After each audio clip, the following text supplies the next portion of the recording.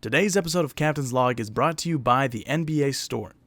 A new year brings the start of a new NBA season. Suit up with the latest gear to show your support for your team. We may be sidelined from going to the arena, but that doesn't mean you can't watch basketball from the comfort of your couch in style. We are teaming up with the NBA and PodGo to bring our listeners up to 75% off on select items. Yes, that's right, 75%. Go to podgo.co/NBA for up to 75% off select items from the NBA store. That's podgo.co/NBA. The NBA, where amazing happens.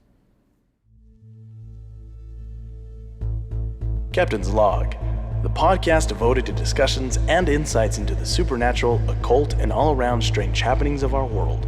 I think Our goal? there's someone in the house with us. To entertain and disturb, perhaps like no one has before.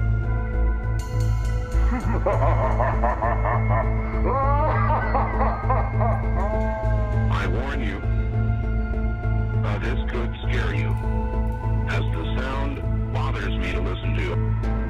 It has always haunted me. What you are about to hear is very disturbing indeed. Did you hear that? Stardate 2/8/2021. Welcome back, everybody, to our first episode of 2021, baby! We have been off the airwaves for some time now. We've been doing a bit of R&R, planning some fun episode topics for you all, and definitely not caught up in a brutal legal battle with the Joe Rogan Experience for slander. More like the Joe Schmogan Mason, experience. we're already in trouble. We don't need to get into more trouble. This is your Captain's... The Joe Rogan podcast is not the podcast that I'm referring to. It's a different podcast. There we go. All legally legally, all good. free and clear now. All right. Jose, nothing they can do about it. This is your captain speaking, Jose Valle Jr. from the Beehive State of Utah, and, as you all have heard, joining me virtually is my co-host and first officer, hailing from the fruited plains of Iowa, the one, the only, Mason the Destroyer Schrader! How are It's you, Mason? buffalo shit. Oh, it's buffalo shit? Yeah, the fruited plains, it's buffalo shit. Oh, I thought you meant your nickname was Mason Buffalo Shit. Oh, Schrader. the buffalo shit is a decent nickname, too. How has your 2020 been so far, Mason? Well, it's 2021. 2021, fucking hell. So, God damn. it's been fine. I don't know. I've lost some weight. Oh, that's good. You look It great. is. Yeah, do I? You do. I mean, you look I a little rosy, feel but like shit. I don't. It's the camera. I swear to God, you're I'm just not really this. nervous. I'm not this red. I'm not this tomatoey in person. No, he isn't. But I do look like I have like I ate like a when Violet ate the blueberry gum yeah. in Willy Wonka. Yeah. And then like the really early stages where just her face like Right, started yes. turning blue. Well, I look like I've started to swell up and turn red like I ate a tomato gum, You ate but a like tomato gum. not quite. Yeah. Okay. Well, Violet, you're turning violet. shut It's up, a good Mom. movie. Shut up, Mom. Shut up, Mom. Fuck you. This is your fault. Well, today, Backstreet's back, Mason. And by Backstreet, I mean our Unsolved U.S. series. Specifically, Yay. part 2 of our Sinister stories of the southeast portion. So today... portion. Today, we are taking a look at the sister states of Virginia Becky and Fresca. Fresca. Becky and Fresca. Those are my favorite twins. My improv is not apparently. It's not quite on We've par been gone today. for like a whole month. So, you know, this is good. It might be a slow start. Becky was good. Becky was good. That was solid. And then you Fresca lost me with was- Fresca. I think I meant like Francesca. Francesca. There you go. Yeah. Well, we're taking a look at Virginia and West Virginia, Mountain Mama. So if you're new Nice. to the show, first off, I'd like to say thank you for joining us. Can we get you anything? Some water? You want a seat? Take your shoes off? You want a foot massage? No? All right. Well, just holler if you need anything. Okay, we'll be right here. We have an intern that'll gladly Yes. grab it for you. And second off, the way this works is we usually pick 3 stories from each state, not always 3, as today will show, that we deem worthy of conversation, that have a bit of substance, or just not completely batshit and enough to fill a page with. I then read them to Mason, and we rate them together as either spooky or kooky, which is just what it sounds like. So with that out of the way, Mason, are you ready to begin? Yes. Then let's hit the road. Are we getting in the... Get on. Hop on. Hold my waist for right? safety. Yes. I'm grabbing onto Mason's waist. I'm snuggling up. My head is. Did you put your helmet on? Oh, there we go. Thank you. All right. I'm slapping you on the butt. Riding away.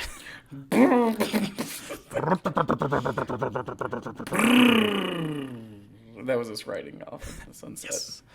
So now that we have finished our business in Maryland, we head south for the mother of states, Virginia. It's the mother of states? Yeah, because it was the first state, so they call it the mother of states. Not the mother state, which would make more sense, the mother of states. Holy mother of states! It sounds like what Robin would exclaim in the old Batman show. First, we make a stop in the town of Clifton, home of the infamous Bunnyman. This place was not always the growing suburb it has now become. At the beginning of the 20th century, Clifton was nothing but a small rural farming community. The whole community was established around a railway stop. But legend goes that as the town began to grow, the residents became unhappy that they were so close to a state insane asylum. So, the residents of Clifton, Virginia? Yep, they were unhappy, fucking you pissed, say, bro. Oh, and not even. I just assume it wouldn't even be the asylum, right? It would just be like, I'm mad I'm in Clifton. I'm mad I'm in Clifton, Virginia. If this was Clifton, California, or Clifton, New York, I would be okay with it.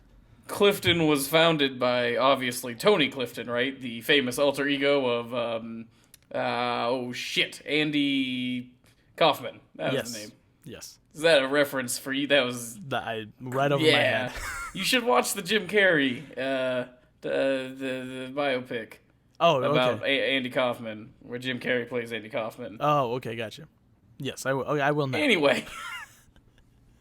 So they organized and protested to the state government until eventually the asylum was shut down for good, as the patients were being moved to the newly built Lorton Prison, and classic. What a fucking stupid name. What if we just put them in prison? Now that's a good idea. Now that's what I call the American mental health system. I just love the people who are like, I don't like that people have a place to go and it's near where I live. Yeah. I don't like that there's a... please. Well, and I mean, I get because the thing with like insane asylums is everybody acts, they're always not all insane asylums were people who were criminally insane. Some people were had terrible mental health. Like, they were crazy. Exactly. And the thing about insane asylums is people might have gone perfectly normal and then they ended up fucked up in them. Yeah. So it's not really their fault. No, but the people who were going, they weren't always like the schizophrenics who murdered and ate the livers of 12 children. Sometimes it was like, normally this wife has depression. Yeah, it was Ted from down the street who started laughing one day and he just never stopped laughing. But that's fine, because at least that he can live next. Joker, he can be my neighbor. 2019. So as they were transporting them to the newly built Lorton Prison, an accident occurred. The bus tipped over and the convicts got out. All rounded up but one, Douglas Griffin. You know when that bus tipped over, it was like a clown car, right? Yeah. Where it was just suddenly like a... and they all just ran out. They just kept coming out too. And hundreds. Yes, it was... People were watching there sure is a lot of people in that bus. What's that? That one's got on clown shoes. They're like squeaking as he goes. He's running away from the cops and they still can't catch him, even though he's like, hey, you stop. Because you know how cops couldn't... He just pinches his noses. You know how men back in the day weren't like... Even the most in-shape men were still like big burly guys. So they would like run and be like... I'm going to get you. Hang on. Stop or I'll give chase for the next 20 feet. Let me take a smoke break real quick and just... Let me get a smooth Chesterfield. That'll help me run.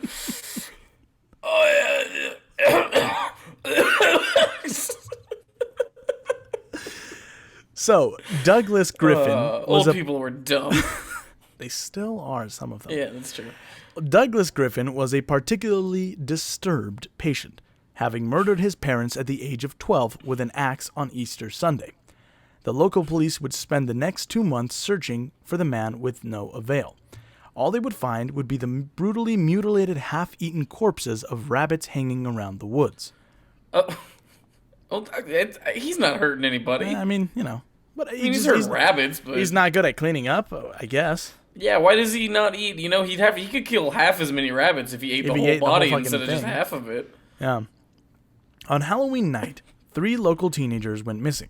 When the police organized a search party, bloodhounds led them to a small bridge with a rail line at the top and a small road underneath. There, hanging from the bridge, they discovered the disemboweled corpses of the teens, strung up like the rabbits in the woods. It appears that the teens were walking to a friend's house and spotted Griffin under the bridge, at which point he attacked them with a hatchet whilst wearing a bunny costume and mask made out of the fur from the rabbits found in the woods.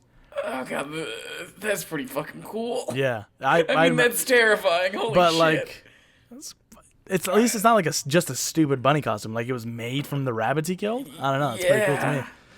The legend says that when the police discovered the bodies, they also discovered Griffin, standing on the top of the bridge in full bunny getup, laughing and waving... Hi. Laughing and waving an axe over his head wildly. But before the police could do anything, he was struck by an incoming train, and thus came an end to the story of the Bunnyman. Okay, whoever wrote this story got he had a party to go to. Yeah, and it's clearly the thing where like they had maybe like a pretty solid beginning and middle, and then they were like, "Fuck, how do I wrap this up? He got hit by a train." He did what I did with most of the papers I wrote through college, where I was like, I spent, in the first 2 weeks, I wrote 75% of it, right? Yeah. And then I wrote that last 25% the night before it was due, and I was just like, oh fuck, he just got hit by a rabbit, okay, that's a bunny, or a train, that's it, a train, he got hit by a train, the end. His name would be given to him by the papers, who dubbed him the Bunnyman of Clifton. But the legend does not end there, Mason. A year later, on Halloween night, once again, the bridge found itself with more visitors. This time it was a couple of teens who were driving around with their girlfriends and decided to give the girls a scare. Let's go to that bridge those kids were murdered at. Say, Sally Sue, would you like to have your knickers in a bunch? And they were like, God, please take us home. No. Maybe. Let's go to the site of a brutal murder. Well, okay, see, I was actually going to make fun of him for going there, but then I was like, but we would totally go there in a heartbeat. Yeah. If we were in high school and there was a murder site in our town, we would have been like, we're spending every day at the murder site. I constantly go to that lake up Payson Canyon where 3 people have died at this point, and in the past 5 years. I'm constantly there. So. Yeah, dude, that's pretty cool. So they were driving around with their girlfriends and decided to give the girls a scare. They had decided to go to the old railroad bridge where the Bunnyman and their peers had met their end. The boys stopped under the bridge. Yeah, so this was people they knew. Yeah, this was a year after. That's a little more fucked up, too. Yeah, that it was like, that would be like if our friends died and we were like, let's go to where they were murdered just let's go drink and fuck around. Let's go try to fuck these whores where our friends got murdered, huh? Yeah, buddy. Yeah. Right? Yeah. No? Why is no one high-fiving me? I don't understand. Why is everybody looking at me like that? So they stopped under the bridge and dragged the scared girls out of the car, teasing them all the while that the ghost of the Bunnyman would get them. These guys fucking suck. Ha ha. Our friends got fucking murdered. By a lunatic. Like disemboweled. Oh, who am I? One of them was my older brother. Look at my guts. Oh. This all became too much for one of the girls, who pushed her boyfriend away and made her way back to the car. I like to imagine she wasn't like, oh, I'm so scared. She was like, please stop, I fucking died here. My sister was one of the victims. Yeah. At that moment, at the exact stroke of midnight, she saw a bright flash of light under the bridge. When the light faded, she saw the mutilated bodies of her friends hanging from the bridge. And stuck in the windshield of the car was a bloody axe. Ever since that night... Wait, I thought she was in the car. She was heading back to the car when it happened. Oh, so she was between the car. Yeah, between the car. So shit happened at the car and at the bridge, but not in the middle? Gotcha, okay. Ever since that night, local teens gather at the Bunnyman Bridge every Halloween night. But scattered before the stroke of midnight, afraid to meet their fate at the bloody hands of the Bunnyman. What do you think, Mason? Spooky or kooky? Some dogs are losing their shit I know. outside my house. I can hear that. Yeah. Do you just have? Is Utah just have packs of like roving dogs? Yeah, that just, like, there's gangs. It's really dangerous to go outside. They come up to us and they're like, you got a protection money? And I'm like, please, Sparkles, please. talking dogs. Yeah, they're talking dogs too.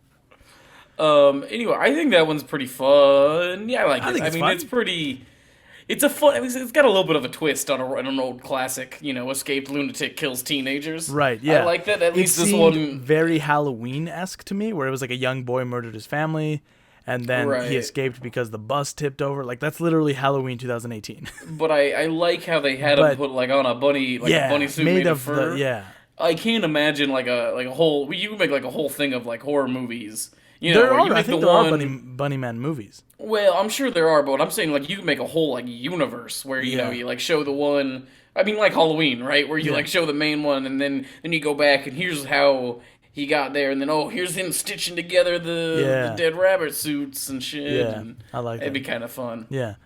So, it's always very interesting to me when these far-fetched stories actually end up being grounded in reality. Oh my god, is the get case the with fuck this. out of here. Yes. So, for the legend of the Bunnyman actually has some true history to it. Nice. This all comes to us thanks to one very dutiful Fairfax County employee, Brian Conley. So basically, for years, everybody was like, "Is the Bunnyman real?" And he got tired of being like, "I don't know." So he was like some archivist. He wasn't like a higher up or anything, and he just fucking decided to do research into it. And because of him, like now everybody knows what really occurred. But before this guy, nobody knew if any of it was based in truth. So archivists are heroes. They're the only government employees that are heroes. Yeah. I'm just kidding. There's probably more. Firefighters are all right. Yeah. He found what he calls the Bunnyman Genesis event. Here's what he discovered. Wait, what? Like who called it that? This guy, Brian Conley. Okay, well, he could have reached out maybe to a writer for a better name, but okay. So, in 1970, a couple was parked in a driveway not far from the train overpass when they had a terrifying encounter. Someone appeared very quickly, yelled something having to do with trespassing, and threw a hatchet at the car, Conley explains. They did not get a very good look at the person. All they really got was dressed in white or light-colored clothing and may or may not have had something on his head. When the story made the papers, that something on his head became bunny ears, naturally.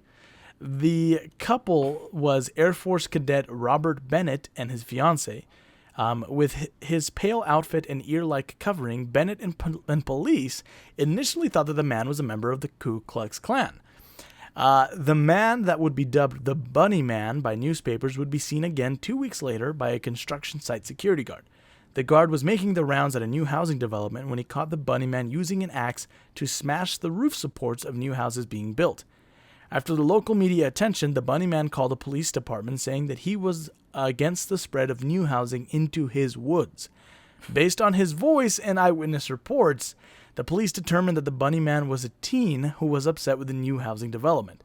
He told police he would meet them at Colchester Bridge on Halloween, but he never showed and was never heard from again. The events reported in the newspapers around the country, and teens from all over Virginia started to make their way to Colchester Bridge to look for the Bunnyman. Over 50 Bunnyman sightings were reported everywhere from Maryland to Washington, D.C., though none were confirmed as real. And the supernatural legend of the Bunnyman's ghost came when local teens connected the Bunnyman news reports to an unsolved murder of a local girl that happened in 1918. 14-year-old Ava Roy was found beaten to death and hanged near Colchester Bridge, and the prime suspect was an escaped mental patient who broke out of Lorton Prison, though he was eventually proved innocent of the crime. As years passed and the legend spread, teens near the bridge would go on Bunnyman hunts in the woods, especially near Halloween. And it should be noted that unlike the legend, there was never a Clifton State Asylum, but there was a real Lorton Prison. But this is the part that was interesting to me, and I'll link it in the show notes so people can go read this article. There was a body discovered 900 feet from the infamous bridge in 2018, and the case still remains unsolved. It's an unsolved murder case. And I was reading the article, and like one of the cops in charge or whatever was like, "It's really funny that it happened by the bridge. Isn't that funny? Because it's a local legend." And I'm like, a man is dead. A man is fucking dead. So, I think maybe my favorite superhero of all time is a teenager who dresses up like a thought it rabbit was super and cool that it throws was a hatchets at people because he's against to defend the housing. nature. To Yes. defend nature. He was just like, hey, fuck you. Don't bring your suburbs down here. And I'm the Lorax and I'll put an axe in your fucking head. I'm the Lorax and I kill for the trees. I do love it. I love his like, damn, trespassing. Yeah. Fucking throwing a hatchet at a car. Just- Yeah, you can fucking... It makes me want to dress up like a rabbit and go fucking... try to murder people who are... Well, he wasn't... That's the best part, too, is he was just, like chopping away at, like, supports of a house to, like, sabotage it. That's pretty good. I like him. Yeah. I like that kid. I hope he didn't murder anybody. I hope so, too. Well, unless it was, like an evil, like, corporation yeah. CEO guy who would, like, let's destroy the forest, and then he fucking just, like, chop. Chop. I want to suck your blood. Is something you might hear if you ever find yourself alone late at night in Hollywood Cemetery located in Richmond, Virginia. Is it because you stand there every Halloween in Richmond and scream that at people? Yeah. This is not a legend. I was just warning That's just you. Jose. The legend of Jose Valle screaming at people, accosting people in cemeteries. As legend, Someone's like laying flowers on their dead husband, and you're like, ooh! I'm going to suck your blood. And they're like, what are you, a vampire? And I'm like, no, I just like to say that. Please stop. You've been doing this every week. My husband just died. Ooh. As legend still persists. I'll do the monster mash. They did the mash. Please stop. Whatever happened to my Transylvania twist? It's the mash now. So You're in the band. I don't know if you know what that song is about. No, what is it about? It is about... The way I always interpreted it is I always thought it was, what's the word? They appropriated Dracula's culture. No, it was I forget the band. It was like the Crypt Keeper 5, right? Yeah. Bobby Boris. Yes, but the Crypt Keeper And the 5, Crypt Keeper 5. the Dracula created the Transylvanian twist, and then the Crypt Keeper 5 stole it. Yeah, that's what I'm saying. And made it into the Monster Mash. Yeah, so they stole his dance. Yeah, and then were basically like, this is the dance now, so you're in the band. And then Dracula joined the Crypt Keeper 5 because he didn't have a choice because the twist turned into the match. Yeah, that's what I'm saying, is they appropriated his culture.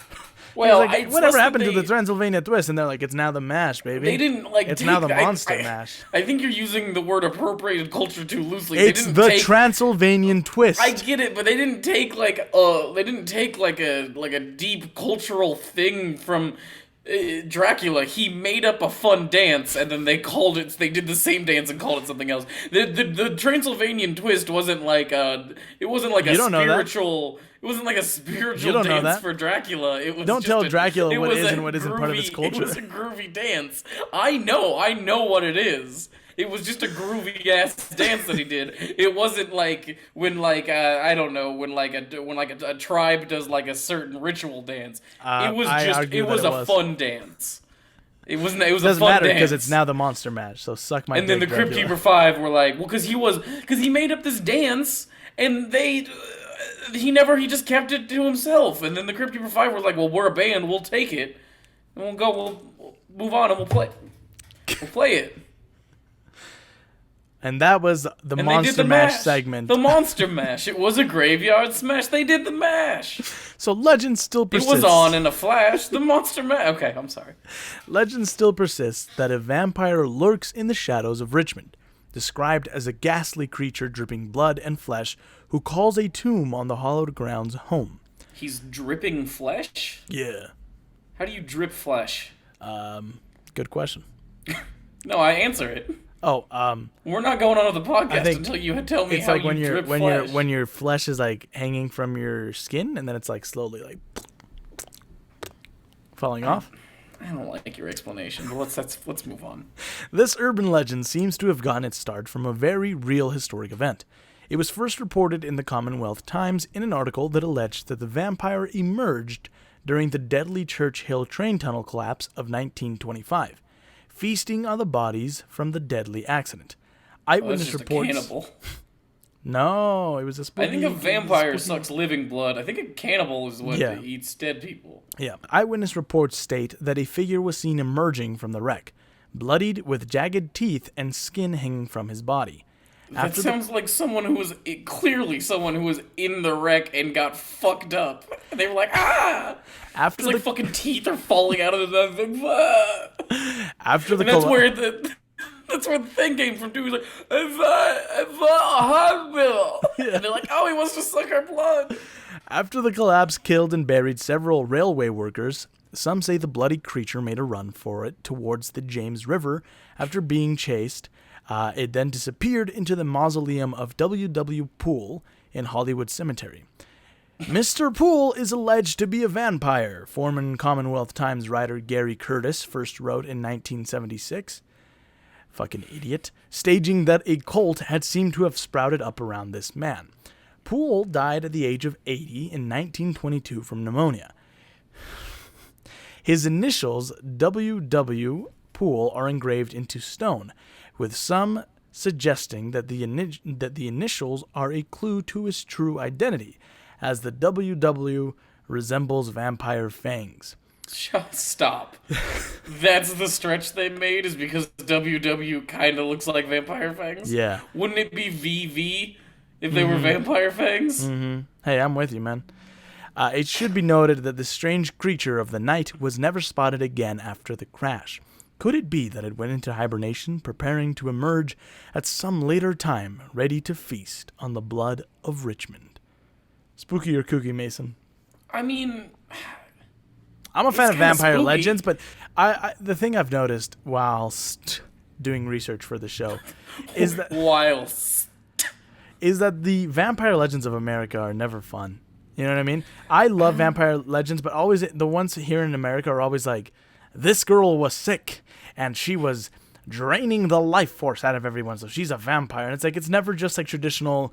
There was a guy who lived in an old house like up on the hill, and late at night people would see him just like stalking the windows. You know what I mean? It's never like something fun like that. Always just like, this person died of a very spreadable disease, and then we all licked its body, and then we died. Yeah. It must be because she's a vampire. And it's like, no, stupid, because you're fucking licking gross diseases off of dead bodies.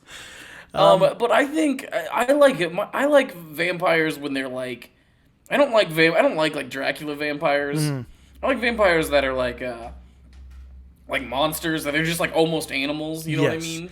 Where they're just like feral, like fucking like, and then like running around. I also like the idea of it like tied to like a horrible event. You know what I mean? Kind of like like I like that it's like this horrible thing happened, and maybe that's what like awoken it. Like, I'm like, that's kind of cool that like maybe it was This is one of the better ones. Yeah, to me it's spooky for up until people say, well, it's because of WW that we know that this guy's a vampire. Yes. Up until that point, it's spooky.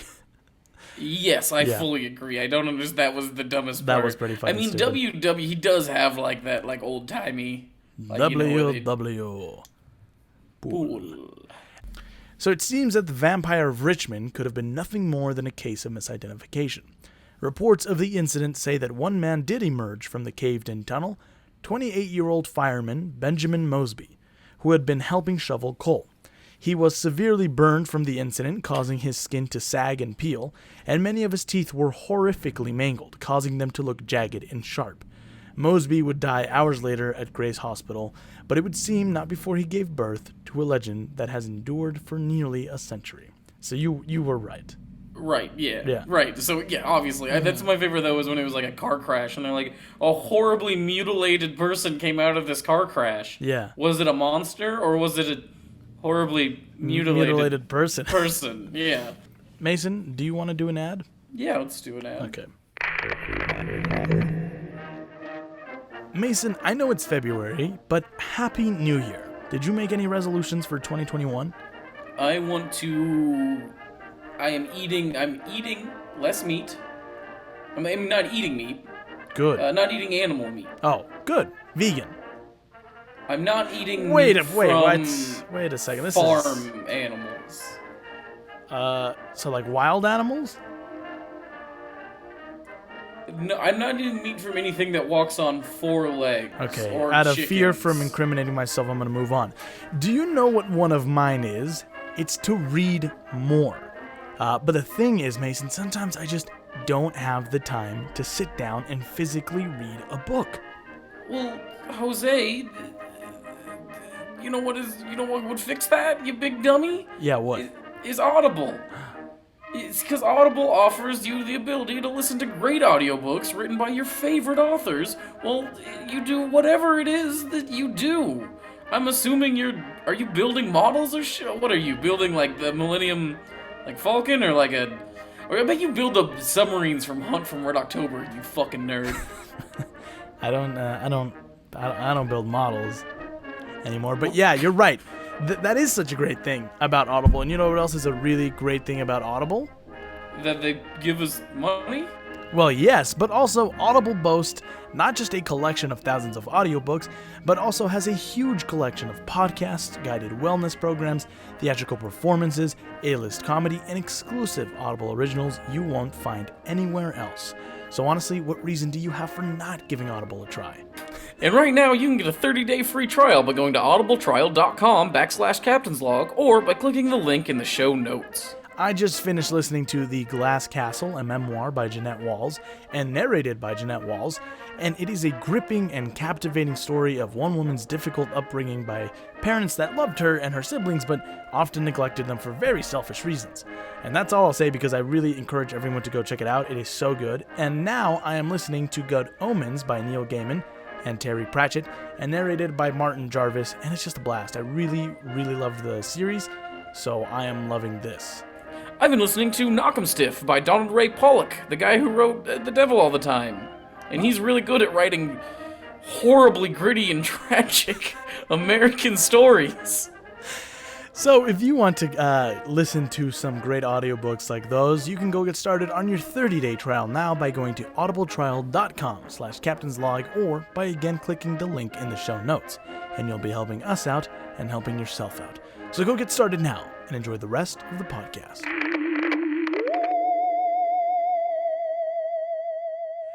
Every fall, Alexandria's rich history takes on a distinctly spooky tone. Who's Alexandria?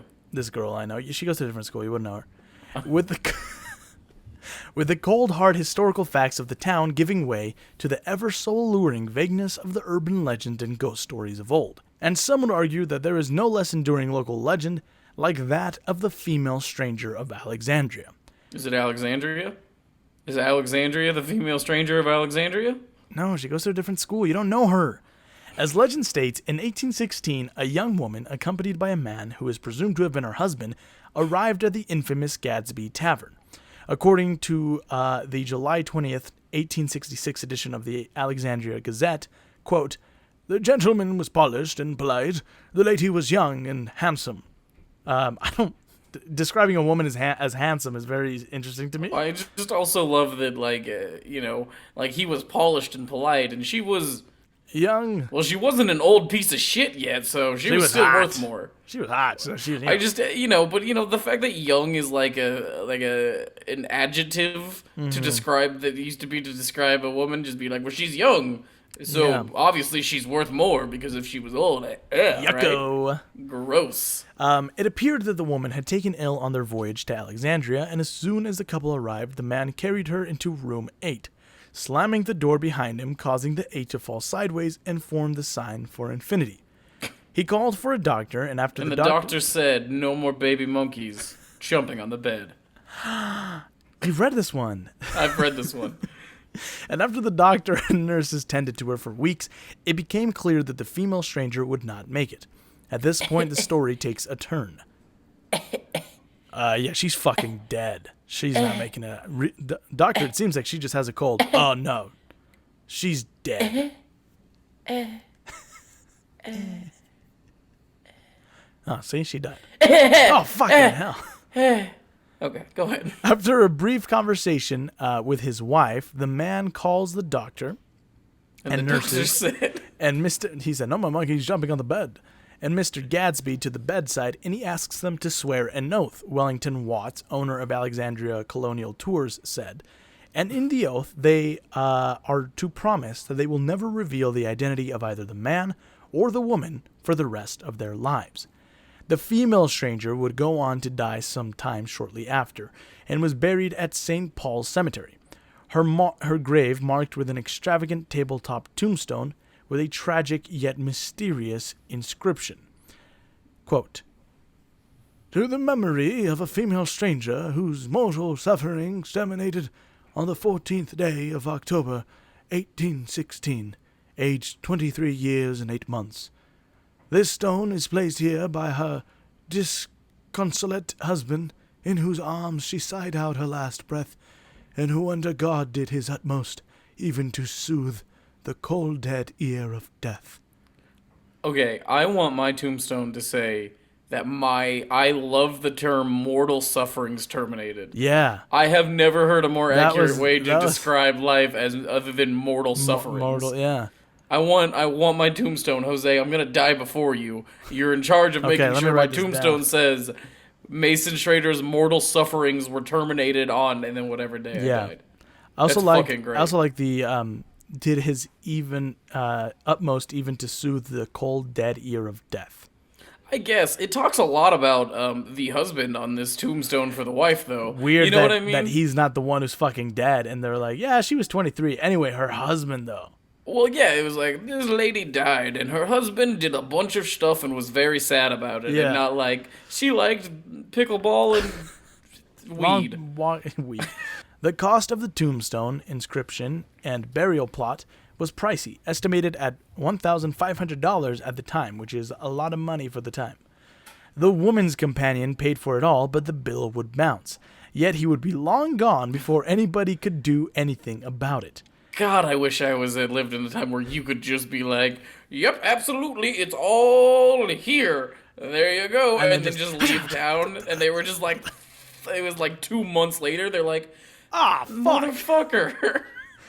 They tried to find his name at Gadsby's, but Mr. Gadsby scribbled the name out of the registry, and doctors and nurses refused to say as well. Watson. Was it Mr. Gatsby? Gadsby. No, this is Gadsby, but was the rich stranger? Oh my God, the guy from The Great Gatsby? Yeah, it was Leonardo DiCaprio. The mystery continues to this day who the couple was. It may be because of the fact that there are so few concrete details that the story has captivated locals for hundreds of years. Could it be that this isn't a thing that actually happened? It is said, however, that the female stranger's story does not end there. Over the years, people have reported seeing a well-dressed young woman walking the floors of Gadsby's.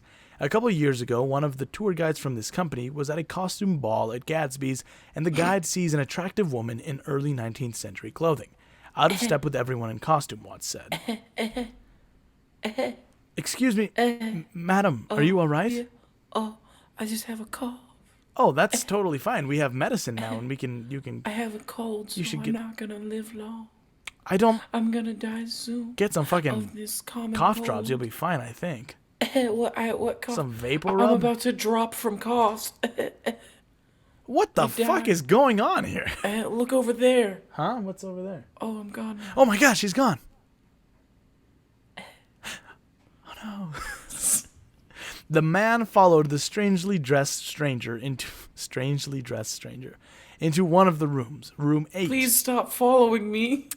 No, I have to see who you are. No, I'm curious. But she had seemingly vanished into thin air, with only a lit candle to indicate that someone had been in the room. Frightened, the man ran out to fetch someone. He's kind of freaking out about the whole thing and goes back into this room, and the candle is clean like it had never been lit. But it was still hot to the touch, Williams said. Another story tells of a young woman who had come home from college for the summer and was looking for work.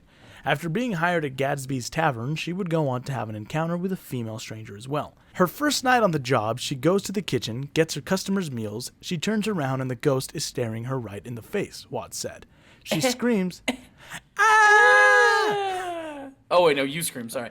"Ah, this woman is sick, no!" Also, she's in 19th century clothes. What are you doing here? Who are you? Look over there. Huh, what's over there? I'm gone. Oh no! She screams and panics, the plates drop on the floor, and the ghost vanishes. She runs out the door and quits on sight. We were told she's never been back in Old Town since. If I ever got like a part-time job at a tavern and there was a fucking ghost, do you know how awesome that would be? What the fuck do you mean you're quitting? I would be like, Yes. Can I work all the time? Is there any way I could be on put the in some schedule every overtime, day? maybe ghost catching? All I want is to find this fucking ghost. God, that would be so cool. And this fucking... the opportunities are wasted, Jose. They're wasted on people who don't want them. Hey, I'm right there with you. God, that would have been awesome. There are many theories as to the identity of the female stranger. The most popular theory claims that the female stranger was none other than Aaron Burr's daughter, Theodosia, who mysteriously... Not Aaron Burr, Aaron sir. Burr. I don't Dear know. Theodosia, what to say to you? That's the song from Hamilton. He's the damn fool that shot him. I'm the damn fool that shot him. I've never seen Hamilton, so I have no idea. Oh, it's on Disney Plus. I know. After better than researching this, I'm like, damn, maybe I should. It was better than I thought. It was a little long for a TV watch, but if I feel like if I had to pay the money to go see it in person, I would appreciate how long it was. I'm really excited for his next one, Into the Heights, or In What's the Heights. that? It was like the first musical that he did before Hamilton, so that was like his first stage one, and now they're adapting it into a movie, and it's like about this like immigrant community in New York, but it's like and they're like facing like gentrification. It looks really good. Lin-Manuel Miranda he's cool, but he seems like he's a bit much sometimes. Oh, definitely. You know, I mean, then again, but he was on like Larry David show, and he was kind of laughing at himself, so maybe I shouldn't judge him too much. But just him being like, just break out into raps sometimes. Yeah. It's like, relax, man. Yeah, that's it's like, okay, cool. Yeah. So people think it's Aaron Burr's daughter, Theodosia, who mysteriously disappeared at sea in 1813 after her ship was reportedly caught in a hurricane. Some recount an elaborate story in which Theodosia was kidnapped by pirates, held captive on a deserted island, and after escaping her captors, arrived in Alexandria. Some theories are more plausible. One story claims that the couple were star-crossed lovers whose family did not approve of their union, who ran away to get married in secret. Another identifies the couple as a pair of notorious con artists who had made their way down the port cities of the eastern seaboard. Whatever the true story may be, this story remains a mystery to this day. And Mason, do you think this legend is ye old spook or ye old cook? I think it's kind of dumb. It's not like it's weird that she was never identified and like that they came in under all these mysterious circumstances. We're like, don't tell anybody who we are. But whatever. This happened like in every fucking town. So maybe I'd like it more if it had like. I would like it more if it was Theodosia. Like, that would be interesting to me. And, like, this woman was presumed missing, and then she shows up, and she's like, ugh. Yeah, it just seems weird that they were just like, who was nobody, probably. Like, you can't tell anybody who we are. And that's also bullshit, too. Like, a town like that, they were immediately going to be like, this is who that was. Yeah. You know what I mean? There's no person in the world who would be like, I'll tell you. But you know how that happens, where everybody's like, well, I'll just tell one person. Yeah, and then it spirals but then they out of just control. tell. Yeah, exactly. So yeah, it's kooky to me. Yeah, I think it's kooky. I want to see the ghost though. Oh yeah, I want to kiss the ghost. Jose, we've talked about this, buddy. You should try Tinder. I think you keep thinking you're gonna meet a ghost and date a ghost, but I don't think you're going to. Well, then what's the point of even trying? That's true. We should just terminate our mortal sufferings. Well, we got our drink on at Gatsby's Tavern, we packed our bags, and we drove west, across the border to the mountain state of West Virginia. Mountain Dew is from there. Is it? Or it's very popular. Oh. It's a very popular baby drink there, I think. What the fuck? I've heard some really terrible stories from real small towns. Like the Appalachians are fucking...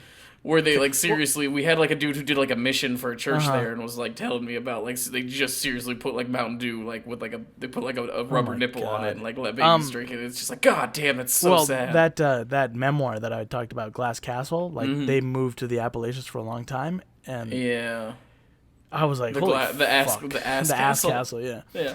Our first. Well, there's a documentary from, I think Johnny Knoxville produced a documentary called The Wild Whites of West Virginia or something like that. It was about like a family of just like the most like fucking holy shit type of people you've ever met. Fuck, I would not. The type of people who would scream at you in like a gas station. Oh god. You know, the type of people that you're just like I'm just trying to buy something and someone like bumps into you and you're like, oh, let me get out of your way. They're like, fucking rah! You're just like, God Jesus. damn it, you son of a bitch! Yes. Oh god. Okay. I didn't mean to do that. That's my apologies. Yeah. And then they spit their chew at your fucking shoe or something. The type of people that like confront you so hard, like you normally would just apologize and you're like, it's not even a big deal. But the fact that you're yelling at me so much makes me need to fight you for it. Yes. Our first stop is along the Monongahela River in Marion County. And this is in West Virginia? Yes, where a 20-foot-long monster is said to lurk underneath the water. This turtle-like creature has been dubbed the Ogua. It is said to be a 500-pound giant alligator snapping turtle. The word Ogua is reportedly said to be borrowed from either the Delaware or the Shawnee. Sightings of this creature date all the way back to the 18th century. The most well-known of the encounters with this creature is the one of Fairmont coal miner John Edward White, who, while night fishing at the location in 1983, had a encounter with it. White's description of what he saw was less detailed than those of others who would come to see the creature at some point, but he did include the detail of a serpentine tail. This would lead people to making the connection between this encounter and the ones that had come before that depicted a large turtle-like beast with 2 heads, a long tail, and a habit of dragging people into the water to meet their end. God, that's fucking cool. Yeah. The earliest recorded sighting of any creature matching the description of the Ogua near the river can be found in an account from the Taylor and Nichols families from October of 1746. According to the account, a 12-year-old boy from the Nichols family was dragged underwater while fishing on October 22nd and was never seen again. Witnesses described the attacking animal as a turtle larger than a bear in size. Days later, a daughter of the Nichols family would be awoken by the sounds of something she described as larger than a sow. Sow. Sow. It's a female pig. Yeah. Sorry, my bad. No, it's okay, city boy. I'm a city slicker, so sorry. This prompted the family and their neighbors to leave the area.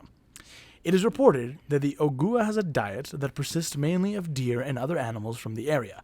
It reportedly lies in the trails, unmoving, disguising itself as a rock or boulder until its victim is in reach, at which point it lunges at it, traps it by wrapping its tail around it, and then proceeds to drag it into the water to finish the job. Mason, spooky or kooky? That is the coolest fucking thing cool fucking I have cryptid. ever seen. I'm gonna get that tattooed on me. That's what I was thinking too. Gonna get that tattooed on me almost immediately. God, that thing is so fucking cool. Yeah, just a 2-headed snapping turtle is so cool. I love it. When I first heard it, I was like, this is so stupid, a turtle cryptid. And then like I looked into like snapping alligator turtles, and I was like, whoa, these guys are fucking cool anyway, like regular ones. They're badass, yeah. And then like when it dawned on me that I'm like, it's just like a giant fucking killer turtle. Like, how fucking cool is that? Yeah, and it's like believable enough to a point. Like, I'm guessing it's not real, but it's because it's just a giant. It's just a giant version of those, and those things can get like pretty big. Yeah, they like some of those things are too heavy to pick up. Pounds, yeah. So this one's just like, I mean, like the size of like a beetle, like a Volkswagen Bug. Yeah, it's kind of what I'm imagining. The giant you know what rabbits. I mean? You remember that? Those giant rabbits that lived on the rabbits. island? Yes. Just the idea of like an animal that's normally small just being fucking incredibly huge. Well, it's my favorite Pokemon too. Yeah. I don't know if you remember all the way evolved. No. The grass type turtle. Oh, I know what you're talking about. Yeah. And then it turns into like Turtaria or something like that. But he's just a giant turtle with like a tree on his back. Yes. And I just fucking love that. Or the lion turtles. The lion turtles from Avatar. Yeah. Avatar. Just the idea of giant turtles that have like ecosystems on top of their shell has been like one from It. The giant turtle of the universe. It's right. It's Pennywise's enemy or whatever. Yeah. Yeah, the giant turtle, universe turtle. Yeah. That's the enemy of fucking God damn it.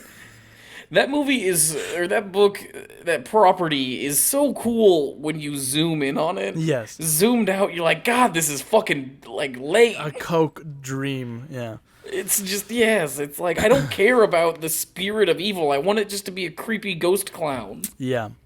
Anyway.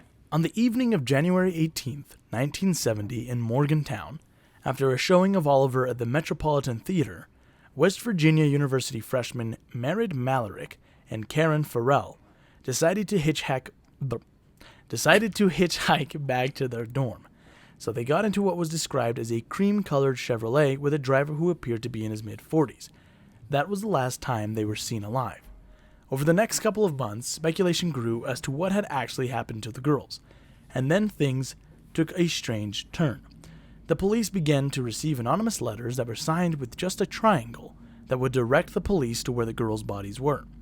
On April 16, 1970, the bodies of Merritt Malarick and Karen Farrell were discovered in the woods, decapitated and decomposing. A man named Eugene Paul Clausen confessed to the crimes and was convicted of the girls' murder, but the girls' heads were never found.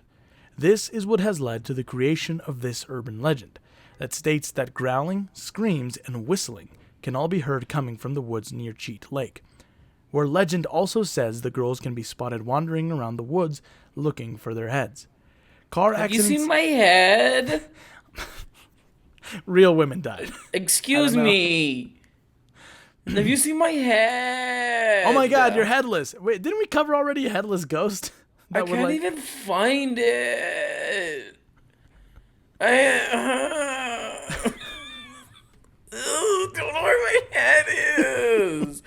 I'm not making fun of the deaths of these people. I'm making fun of that, like, stereotypical drunk white girl at a party walking around for her friend. Also, I bet they got murdered because Karen complained to some manager, right? Oh, yeah. Because your name's Karen. Car accidents in the area have been blamed on the shadowy apparitions of two girls running around the woods. A short one, but what do you think, Mason? Spooky or kooky?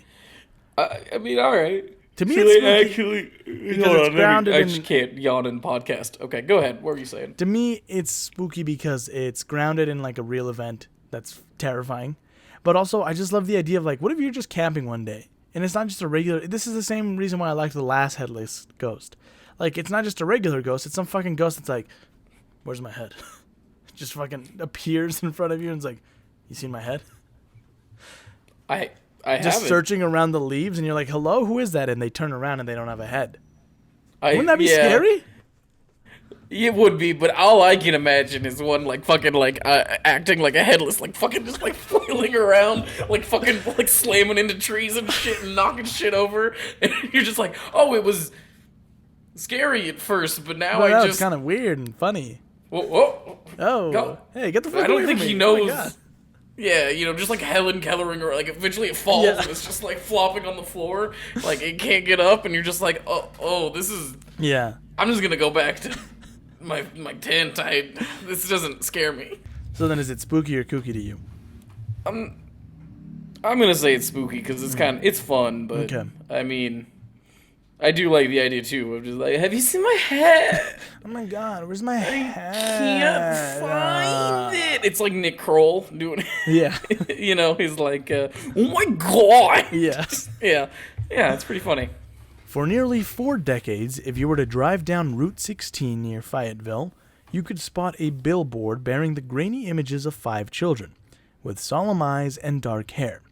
They were the Sodder children, and their names and ages were stenciled beneath the pictures as follows: Maurice, 14, Martha, 12, Louis, 9, Jenny, 8, and Betty, 5.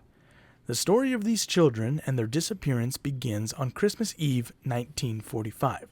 George and Jenny Sodder and 9 of their 10 children, one was away at war, were awoken around 1 a.m. when a fire broke out. George and Jenny and 4 of their children made it out, but the other 5 were never seen again. The following all comes from a very detailed and well-researched article from the Smithsonian Magazine by Karen Abbott. George wrote it without a head. Oh my God, it's the same girl. Yeah. George had done his best to try and save them, Breaking a window to re-enter the house, slicing a deep gash into the side of his arm, he could see nothing through the smoke and fire. He figured his missing children had to be upstairs, but he could not get to them from inside the house as the fire had consumed the staircase. He raced back outside, hoping to get to them using the ladder he always kept leaning on the house, but it was strangely missing. It would later be found in a ditch near the house. Thinking quickly, he decided to use one of the 2 coal trucks that he had and park them next to the house and climb up that way. But neither of the trucks, which had started just fine the day before, would start now. His daughter Marion sprinted to a neighbor's home and attempted to phone the fire department, but could not get through to an operator. A neighbor who saw the blaze made a call from a nearby tavern, but also could not get through to an operator. Frustrated, the neighbor decided to drive into town and track down the fire chief. After finding the fire chief... You know what? Put the fire on hold. All right, we're solving this phone problem right now. Where the fuck is the chief? Sorry, I was asleep. What's happening? There's a I just wanted to know where you were. Well, now this All right, is sorted here, I'm out. in my You have a house. good night. Where else would I be? All right, well, you have a good night. Oh, no, wait, there's a fire. Fuck, hang on. Come with me. Where? Down over there. Just come with me. Oh, I think you think the fire chief does more than he does. You think I'm gonna go fight that fire by myself? Get your fucking fire pants on right now. Let's go. You think all I need to do is put on fire pants and then I go put out a fire by myself? I'm from West Virginia, from an Appalachian community. I don't have a lot of education, so I don't know. What year is it? 1945. Right, so you think that we don't need trucks with water on it? You think I can just go out there? I always assumed you physically fought the fire. Are you think I telling me punched that the you fire don't with my punch the fist? fire? You know what? That fire can wait. Come inside. Let me teach you how firefighting works. He gets out the old chalkboard and he's doing a whole The presentation. year was 1801. Fires ran rampant across the land until one day a hero Emerged. rose up, sword and shield in hand, and he started fighting back against those fires. That's right, you were right. We do fight the fires. We do physically fight fires.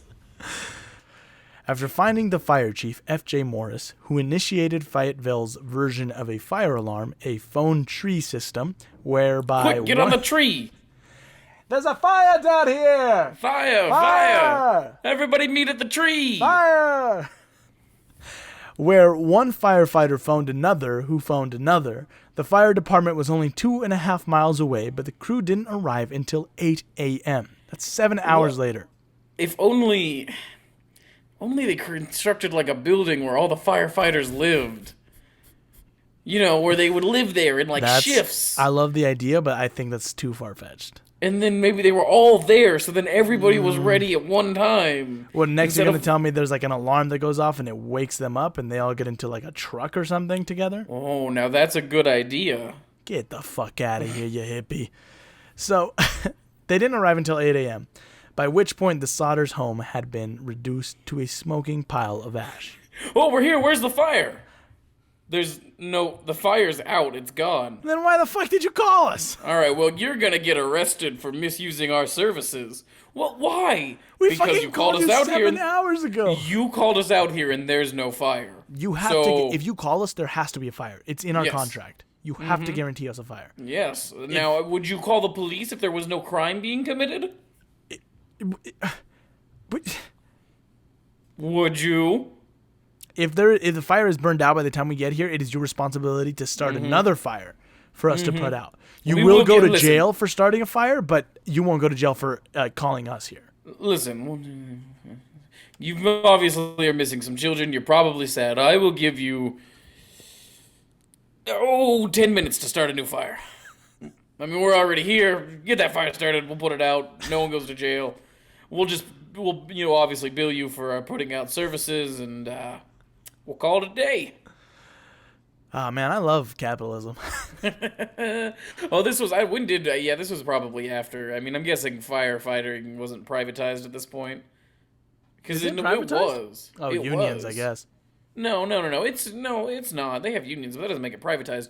It used to be you could have multiple fire departments, and they would come put out the fire, and you would they would pay you, and they would fight. It was like healthcare. Literally putting out fire used to be my like healthcare, God. where they were like private insurers and shit, and you would pay them like a monthly rate. But I think that changed like really early. I'm pretty sure by 45. Yes, I do remember that, yeah. It was like the 1800s that. I think by this point it was, yeah. Yes, by this point it was definitely. George and Jenny assumed the worst. Their children were dead. But a brief search of the grounds on Christmas Day revealed that there were no remains to be found. Chief Morris has to burn you have to burn like crazy hot to fully for a long period of time, to ash. Yeah. Chief Morris suggested that the blaze had burned so hot that it completely destroyed the bodies. But then again, Chief Morris only has a high school diploma, so... Then again, Chief Morris is just a guy, as has been previously established. Yeah, that's He true. thinks you physically fight fires. A state police inspector combed the rubble and attributed the fire to faulty wiring. But soon... Hey. Yes? Hey, I didn't find anything, but, check it out, I got a comb. I'm combing the fire. Huh? I don't know that that's productive. Well, yeah, but do you get it, though? My children are I'm dead. kind of the town comedian. I'm actually I'm always at the local bar every Wednesday night. I guess At I'll 6 go to 10 o'clock. because I'll I be do a bit. drinking I do. away It's my kind of pain. like, could you shut up? I'm kind of explaining my thing. So I kind of do. It's like a Carrot Top-esque kind of thing where I have like Carrot props. Top? It's 1945. I don't Oh, know you'll what love that is. him. You'd love Carrot Top. But I do a thing where I like have like, this is actually one of my bits is I have this crazy giant comb, right? And then I say I always comb through the rubble after fires, and then I comb things. 5 of my children are dead. Well, we wouldn't know because I didn't find anything combing through it, huh? Huh? It's kind of funny, isn't it, though? That's pretty funny, actually. George, your kids are dead, but this is funny, That's isn't it, pretty George? funny, yeah. Isn't it funny, It's George? pretty funny. George, it's funny, isn't it? It's pretty funny. Yeah. All right. So You do owe me money. This counts as doing a stand-up special for you, and you will they have charge to pay you for that. everything in this town. Yeah. So soon the Sodders began to wonder if their children might be alive. As the Sodders began to turn the rubble into a memorial garden, they began to stitch together a series of strange events that led up to the fire. There were all the people walking around talking about lighting our house on fire, and that was the first thing that made us think it was That's suspicious. pretty much what happened. So there had been a stranger who had shown up to the house a few months earlier, asking about hauling work. He had made his way to the back of the house and pointed at 2 separate fuse boxes and said, "This is gonna cause a fire one day." This is going to cause a fire one day. George thought this comment was strange, since he had just had the wiring checked by a local power company who had pronounced it in fine condition. This is going to start a fire one day. Probably. All right, let's move on. Ah, you silly bastard. Around the same time, another man had tried to sell the family life insurance and had become very upset when George refused. "Your goddamn house is going up in smoke," he had said, "and your children are going to be destroyed. You're going to be paid for the dirty remarks you've been making about Mussolini." I'm sorry, sir. Are we still talking about life insurance? What the fuck is going on? Mussolini's gonna get you from the grave. George had been very outspoken about He was still alive, He was 45, right? Yeah, I guess he would have still been alive. George had been very outspoken about his disdain for the Italian dictator, occasionally getting into arguments with other Italian immigrants in the community over his critical views on the piece of shit dictator. I just don't like him. I think he might be an anti-fascist. I can't imagine. Imagine. I can't imagine Americans being pro-fascist. Oh, that's so crazy. Thank goodness that's only in like television and movies. Thank God things have changed. Yeah. The older Sodder children also recalled something very peculiar. They noticed a man just before Christmas who was parked on U.S. Highway 21 watching the Sodder children carefully as they walked home. At around 12:30 a.m. on Christmas morning, before the fire had broken out, after the children had opened a few presents and everyone had gone to sleep, the silence was broken by the ringing of the house phone. Jenny rushed to answer it, and an unfamiliar female voice asked for an unfamiliar name. There was raucous laughter and glasses clinking in the background. Jenny said, "You have the wrong number," and hung up. As she tiptoed back to bed, she noticed all the lights were on downstairs, and the living room curtain was wide open and the front door was unlocked. She saw Marion asleep on the sofa and assumed the other kids had gone to bed upstairs. She turned off the lights and went back to bed. She had just begun to doze off when she heard a loud bang hit the roof and then a rolling noise. An hour later... God, shit. Oh, fuck. Oh, ho, ho, ho. Fuck. Oh, I'm in my so side. much pain. Oh, fuck. Oh. Hello? Oh, my fucking ribs. Is anybody... It's just Santa doing a flyby, and he was like leaning out the sleigh and just, oh! I was just imagining it was the dude starting the fire. Like fell and was like, and she's just like, What in the world could that be? oh god, I never should have taken this fucking job to light these people's house on fire and kidnap Oh well, I children. should go back to sleep. Oh, the children are kidnapped already, which is good, but fuck. When was that? Fucked my back up so bad. Well, I'm sleepy. I'm gonna go to I'm sleep just gonna now. light. I'm just gonna light it. I'm just gonna lie down, and then I'm gonna light the fire, and then I'm just gonna roll. Okay, I'm gonna light the fire. I'm gonna light it right now. Then I'm just gonna roll. I'm trying to go to sleep. Oh god. And an hour later, when she was awoken once again, it was by fire and smoke. Jenny couldn't understand how 5 children could perish in a fire and leave no bones, no flesh, nothing. She conducted a private experiment, burning animal bones, chicken bones, beef joints, pork chop bones, to see if the fire consumed them.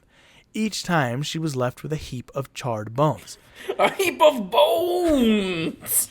She knew that the remnants of various household items, or household appliances, had been found in the burned-out basement, still identifiable. An employee of a crematorium informed her that bones remain after bodies are burned for 2 hours at 2,000 degrees.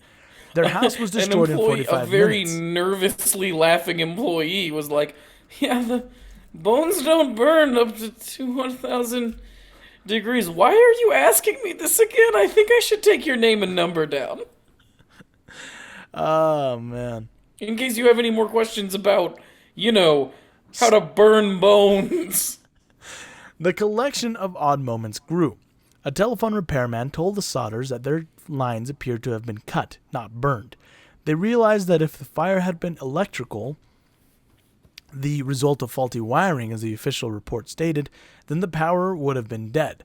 So how to explain the lighted downstairs rooms? A witness came forward claiming that she saw a man at the scene taking a block and tackle used for removing car engines. Could he be the reason George's trucks refused to start? One day, while the family was visiting the site, Sylvia found a hard rubber object in the yard. Jenny recalled hearing the hard thud on the roof, the rolling sound. George concluded it was napalm, a napalm pineapple bomb of the type used in warfare. Then the reports of sightings Napalm came Pineapple in. Bomb is a phenomenal band name. Yeah. Napalm Right? Pineapple Bomb. Or maybe even just Pineapple Bomb, but Napalm Pineapple Bomb is pretty great. Also, it sounds that like a or good drink. my other band name is the Jetpack Assholes. Oh, that's a good one too. Wow. Yeah.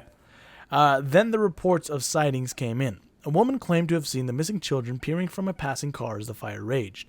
A woman working at a tourist stop 50 miles away said she saw the children after the fire. I served them breakfast, she told police. There was a car with a Florida license plate at the tourist court, too. A woman at a Charleston hotel saw the children's photos in a newspaper and said she had seen 4 of the 5 a week after the fire. The children were accompanied by 2 women and 2 men, all of Italian extraction, she said in a statement. Hey! That's how she knew. Like, how did you know they were Italian? They kept going, hey! Like doing the Fonz thing. Hey! I do not remember the exact date. Do you want bacon and eggs? Do you have a pizza? No, now that's we don't. Italian, she thought to herself. I think you might be. What do you think about fascism? I love Mussolini. It's a spicy meatball. Yeah, you guys are Italian. I do not remember the exact date. However, the entire party did register at the hotel and stayed in a large room with several beds. We called it a... Nope, that one's too far. Never mind. They registered about midnight. I tried to talk to the children in a friendly manner, but the men appeared hostile and refused to allow me to talk to these children. That's a spicy meatball. You stay away from stop. these kids, yeah? Spicy. Get out of here. Go on, I'm walking here. Don't talk to these kids here, yeah? Viggo Mortensen from the Green Book? Hey, I got a ghoul, huh? One of them. I'm a racist, but I'm the good guy at the end. I'm a racist, but the good kind of racist. I'm the racist that's like, hey, don't be racist to that guy. That's my job. So it's all right. I refuse to watch that movie. One of the men looked at me in a hostile manner. He turned around and began talking rapidly in Italian. Immediately, Stop. No more, Jose. Immediately, the whole party stopped talking to me. I sensed that I was being frozen out, and so I said nothing more. They left early the next morning. In 1947, George and Jenny sent a letter about the case to the Federal Bureau of Investigation and received a reply from J. Edgar Hoover himself. Dear family, I am too busy killing civil rights leaders to worry about an actual crime. Thank you, J. Edgar Hoover. That's actually exactly what the letter said. How did you know? Oh, okay, it's just weird, right? He said, although I would like to be of service, the matter related appears to be of local character and does not come within the investigative jurisdiction of this bureau. Hoover's agents said they would assist if they could get permission from local authorities, but the Fayetteville Police and Fire Departments declined the offer. Next, the Sodders turned to a private investigator named C.C. Tinsley, who discovered that the insurance salesman who had threatened George was a member of the coroner's jury that deemed the fire accidental. He also heard a curious story from a Fayetteville minister about F.J. Morris, the fire chief. Although Morris had claimed no remains were found, he supposedly confided that he discovered a heart in the ashes. He hid it inside a dynamite box and buried it at the scene. Tinsley persuaded... Wait, what? I don't fucking know. It's weird. Okay, so they went from we found no remains to a single heart was found? But the bones somehow still burned away. Okay. Tinsley persuaded Morris to show them the spot. Together, they dug up the box and took it straight to a local funeral director, who poked and prodded the heart and concluded it was beef liver, untouched by the fire. Soon afterwards... just an owner of a building. I think you think a funeral director makes me think I can tell, like... I don't do any autopsies, I just direct funerals. Yeah. So... I can help you pick out flowers. A coffin? Or a coffin. I can make arrangements for things. But I'm just a funeral... Oh, actually, that is a beef liver. I eat beef liver a lot. I actually do know that one. Just eats it raw. Yeah, that's a beef liver. Anyway... Good thing you came to me with this. Soon afterwards, the Sodders heard rumors that the fire chief had told others that the contents of the box had not been found at the fire at all, that he had buried the beef liver in the rubble in the hope that finding any remains would placate the family enough to stop the investigation. So his thought process was, I'm going to put this beef liver in a box. Okay. And then bury it over here. Right. Not where the fire was. In a random spot that no one knows about. Right. And then eventually, the family's going to find it. Right. And then they're going to think, well, I'm going to tell people that it's a heart. And that I buried it over here. Right. And then eventually they're going to somehow, through me telling people that I buried a heart in a random place, they're going to find it. Right. And then they're going to dig it up. Right. And also, it's not even a heart of anything. It's a beef liver. Yes. That looks nothing like a heart. Right. And they're going to dig that up and find it, and they're going to see that thing that I took from a crime scene and buried, and they're going to think, that's all the information I need, my kids are dead. This guy's a fucking idiot. So that is not a good plan. No. Over the next few years, more and more tips would come from all over the country, and George would investigate every single one, always returning home empty-handed. Vertebrae were eventually discovered at the scene but had no fire damage, and evidence suggested they belonged to someone aged 18 to 22. In 1968, more than 20 years after the fire, Jenny went to get the mail and found an envelope addressed only to her. It was postmarked in Kentucky but had no return address. Inside was a photo of a man in his mid-20s. On its flip side, a cryptic handwritten note read, Louis Sodder, I love brother Frankie, ill boys A901, 32 or 35. She and George couldn't deny the resemblance to their Louis, who was 9 at the time of the fire. Beyond the obvious similarities, dark curly hair, dark brown eyes, they had the same straight, strong nose, the same upward tilt of the left eyebrow. So once again, they hired a private detective and sent him to Kentucky. They would never hear from him again, and apparently no one would ever hear from him again. This guy just vanished after he went to Kentucky. Huh. George would die in 1968, and Jenny would erect a fence around her home and add more and more rooms to her house, closing herself off from the world. She would die in 1989, and the billboard would finally come down. Her children and grandchildren continued the investigation and came up with theories of their own. The local mafia had tried to recruit George, and he declined. They tried to extort money from him, and he refused. The children were kidnapped by someone they knew, someone who burst in the unlocked front door, told them about the fire, and offered to take them someplace safe. They might not have survived that night if they had.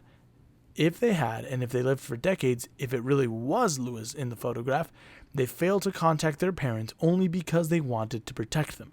The youngest and last surviving Sodder child, Sylvia, is now 69 years old, and doesn't believe her siblings perished in the fire. When time permits, she visits crime-sleuthing websites and engages with people still interested in her family's mystery. Her very first memories are of that night in 1945 when she was just 2 years old. She will never forget the sight of her father bleeding or the terrible symphony of everyone's screams, and she is no closer now to understanding why. This case reminds me a lot of the Watcher case and just how fucking weird and bizarre it is. But what do you think? Spooky or kooky? It's great. It's spooky. It's a spicy meatball. Story. Yeah, I've heard it before, but it's really good. It's one of the fun. ones that just stumps me, and I can't even have any theories of my own because I'm like, this is weird. I don't know. Well, because it's also aliens, maybe. Because people always talk about it's like the simplest answer to crimes because like there was a lot of things that have to go right for this to be such a perfect, like confusing thing. You know what I mean? Mm-hmm. But it's so much fun. I love it so much. It's it's spooky and I love it and I want more of it. Yeah.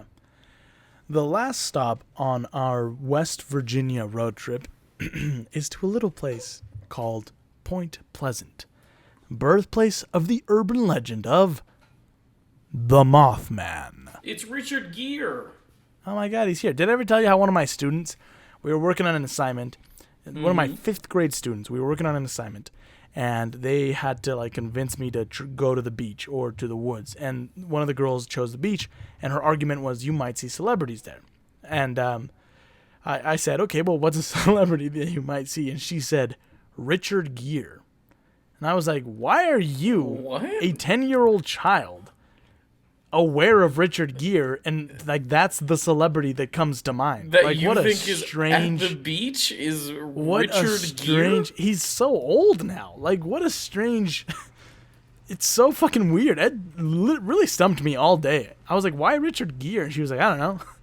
71-year-old Richard Gere. Yeah. From such films as Pretty Woman, An Officer and a Gentleman, Primal Fear, Mothman Prophecies, and American Gigolo. Yeah. Is well known by a 5th grade student in 2021. Yeah. Weird, right? Which one of those movies did she watch? Is she watching Primal Fear? I don't fucking know. Because she shouldn't be. I don't think she should be watching any of them. Primal Fear. She certainly shouldn't be watching American Gigolo. She could probably watch Pretty Woman. But that has prostitution in it, so yeah, might but, be an iffy topic for a I child. don't believe in demonizing sex workers. Oh, I do too, but might be an iffy topic for a child. You do believe in it? I bet, you piece of shit. Wait, you don't believe in it? And I don't believe in demonizing it. Oh, sorry. But you do, I don't. because you're a piece of shit. I believe in de-demonizing it. Demonizing it. On November 12th, 1966, in Clendenin, what a stupid name. In Clendenin, West Virginia, a group of gravediggers working in a cemetery spotted something out of the ordinary and strange. God, how much fun would it be if we were just like, if you, me, and like 3 other of our buddies were all gravediggers together? How cool would that be? You know what I mean? Yeah. God, that would be awesome. We're just doing like sea shanties as we do it. Just like yeah. songs. It's like the 60s and we're just digging graves, fucking ripping cigarettes. Oh my God. That would be so much fun. We'd be in good shape, too, from all that digging. Yeah, we'd be in good shape. God, we'd be there to fuck, and people would be like, you guys are grave diggers. We'd be like bros. We'd be like jabroni grave diggers. Yeah. We'd be like at the local bar being like, hey, just what's fucking up? Fighting everyone. Yeah. Yeah, just fucking ripped to shred. And be like, the fucking grave diggers kind of suck. But then there's those few girls that are like, yeah, but they're also kind of hot. And one of us smashes a glass on our fucking head just to show how strong we are. We're the grave digger! God damn it. So, they glanced up from their work just as something huge soared over their heads. It was a massive figure that moved rapidly from tree to tree. They would go on to describe it as a brown human being, which isn't actually that weird. Hi, I'm a brown human being. So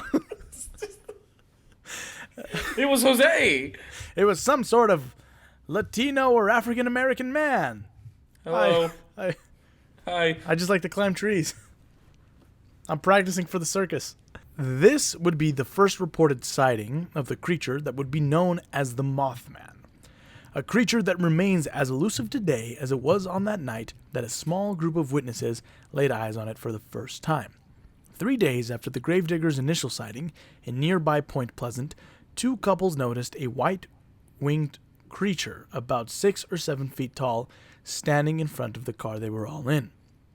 2 of the eyewitnesses, Roger Scarberry and Steve Mallett, told the Point Pleasant Register that the beast had bright red eyes about 6 inches apart, and a wingspan of 10 feet, and the apparent urge to avoid the bright headlights of the car. Which is strange, because aren't moths usually drawn to the light? Towards Yeah. light? Yeah. According to the witnesses, this creature was able to fly at incredibly high speeds, perhaps almost as fast as 100 miles per hour. Yes. Yet they all agreed that it was a clumsy runner on the ground. Fuck, shit. Just like scuttling. Like, I'm imagining like a dog on like a hardwood floor, you know, it's got long nails, so it's like, it's like trying to turn, but it's going like the wrong way. They knew this only because it allegedly chased their car to the outskirts of town in the air and then scuttled into a nearby field and disappeared. Fuck you! Knowing how ludicrous this would sound to a small-town paper in the 1960s, Scarberry insisted that the apparition couldn't have been a figment of his imagination. He assured the paper, if I had seen it by myself, I wouldn't have said anything, but there were 4 of us who saw it. At first, reporters were skeptical. In the papers, they called the Mothman a bird and a mysterious creature. However, they did print Mallett's description. Quote, it was like a man with wings. That was so angel. Weird to them. But more and more sightings were reported in the Point Pleasant area over the next years as the legend of the Mothman took shape. The Gettysburg Times reported 8 additional sightings in the short span of 3 days after the first claims. This included 2 volunteer firefighters who said they saw a very large bird with large red eyes. Newell Partridge, a resident of Salem, West Virginia, claimed that and member of the Partridge family, no, he's not, claimed that he saw strange patterns appearing on his television screen one night, followed by a mysterious sound just outside his home. Taking a flashlight and shining it in the direction of the noise, he witnessed 2 red eyes, resembling bicycle reflectors staring back at him. This encounter remains a popular one in Mothman mythos, especially since it allegedly led to the disappearance of Partridge's dog, with many adamantly believing that the fearsome beast took his dog. I choose to believe that dog and the Mothman are just best friends. Yeah. But I just think it's funny, the idea of the Mothman being like, fuck you, I'm taking your dog. Yeah. But not to eat it, just as a pet. Yeah, he's just like cut back to the Mothman den, where he's just like setting down a bowl of food and like sitting in his chair. And the dog's tucking just his like, wings behind him, and he's just like sitting there, and like the dog jumps up on his lap, and he's just like fine, and he's like petting it, and then like as it, begrudgingly later he ends up like loving the dog, and then it's Mothman and Moth Dog. Yeah, Moth Dog. That's Moth a band Dog. right there. Yeah, not a strong one, but Napalm Pineapple. Yeah, no, Bomb. It's not a strong one. On December 15th, 1967, just a year since the Mothman sightings began, traffic was very, very bad on the Silver Bridge. The bridge, originally built in 1928, was packed with cars. This placed strain on the bridge, which had been built when cars were much lighter. Without warning, a single eye-bar near the top of the bridge on the Ohio side snapped, and the bridge fell to pieces. plunging cars and pedestrians into the icy waters below. 46 people died either by drowning or by being crushed by the wreckage. Since it followed the Mothman sightings, people began to connect the two. Did you hear the Mothman collapsed a bridge in an act of domestic terrorism? Whoa, what the fuck? I thought Mothman was cool. Apparently he's like the Taliban, only in America. Damn. I guess I should... I just made a bunch of Mothman merchandise. It kind of seems inappropriate now, right? It does seem a little inappropriate now that he just destroyed a landmark. And shit. Do you think he's going to come back from this? Could I sit on this merchandise for a bit? Well, I don't know. What year is it again? It's 1967. Well, then I think a few years ago, a little boy by the name of Richard Gere was born, and I think he might just be able to bring this back around for you. Okay, I'll sit on this merchandise then. Yeah, I would wait. And in 1975, author John Keel united the Mothman sightings and the accident on the bridge as directly correlated events. In his book, The Mothman Prophecies... Yeah. I love... That's a cool title. Yeah. Keel goes on to present the Mothman as a harbinger of doom, whilst also connecting him with aliens, UFOs, and Men in Black. You gotta stop putting the word whilst in here. It's my favorite word. Whilst. This idea has persisted through the years, and many have blamed the Mothman for a plethora, I also like plethora, of disasters that have befallen mankind. From the Chernobyl disaster of 1986 to the Mexican swine flu of 2009 to the 2011 nuclear disaster in Fukushima, Japan. He was busy last year. Yeah, fucking hell. Mothman was, yeah.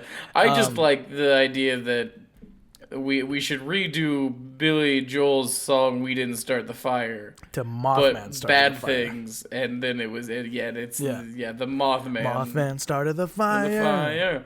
Mothman started the fire. What's Chernobyl swine flu? Fukushima nuclear reactor. I keep getting it confused, the melody confused with REM's "It's the End of the World." So, you know what I mean? I can't. Anyway. Yeah. Sightings have declined since the 1960s, but every so often one springs up as a warning of a disaster that is yet to come. Mason, do you think that the sinister Mothman is spooky or kooky? I think he's spooky. I love Mothman. He's one of my favorite things. Yes. The Mothman is one of my favorite cryptids. Him and now the giant two-headed snapping turtle. I think he's cool. I like that he's like a harbinger of doom. I'm a huge fan of harbingers of doom. I like his eyes. I like his bright red eyes. Yeah. Yeah, the Mothman's great. Well, with that, it's time to wrap the show up.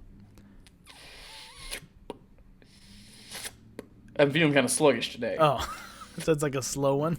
Yeah. If you like the show, make sure to leave a 5-star review, which you can do in-app. We'd really appreciate it. Plus, it really helps the show, and we will read your review on the show. You can support the show by going to patreon.com/captainslogcast and donate $1. Anything helps keep the lights on. Shout out to our very first patron, Kenji Hamuli. Kenji will get to enjoy this episode first before anyone else gets it, and eventually so much more. Another thing you can do to help the show and yourself is go over to Teepublic and shop our merch. Yes, that's right, we have merch. You can get anything from t-shirts to mugs with our logo on it. Remember, if you donate/support our sponsors, it all goes towards improving the show, getting better recording equipment, etc. Mason, where can the fine, beautiful, very sexy listeners find you? Any place that there's a haunting, you can find me trying to catch a ghost. Yes. And on Twitter at Mason Schrader, right? We need to yes, get you on that. I'm on it. I just don't use it. No one follows me. It's fine. I have been throwing shade at you with our official account, but you're never on. So I don't even have notifications turned on. Cheyenne yelled at me the other day too. She was like, "I sent you a thing on Twitter." And I'm like, I never check it. There was a tweet that I sent out where it was like, what would be your co-host pop song if they had one based on their personality? And then I just said that yours would be called Cannibal. Oh, Cannibal. Yeah, that's a pretty good one. Well, you can follow me on Instagram and Twitter at j.valle_jr. and the show on Twitter at Captain's Logpod. We recommend various different materials on there and post show updates, and then we tweet some occasionally funny things. So go check it out. You can also subscribe on YouTube, where you can find me as Jose Valle Jr., Animal Productions, and of course, the show's official YouTube channel, Captain's Log. Make sure to tell your friends and family about the show, and if you enjoy it, and if you'd like to share your favorite urban legends that didn't make the cut, or perhaps if you had encounters with any of the legends we discussed, please do so by writing in to captainslogcast@gmail.com. You can also suggest episode topics, guests you'd like to have back on. Make sure to subscribe and download on Apple Podcasts, Spotify, and Google Play, and any other podcast directory. Thanks to Carlos Rivera for composing the show's theme. And with that, everybody, we have reached the end of our show. We'll see you soon for another special episode. I've been your captain, Jose Valle Jr., joined by... First Officer Mason Buffalo Shit Schrader. There we go. And this has been Captain's Log. End of transmission. Pew, boop.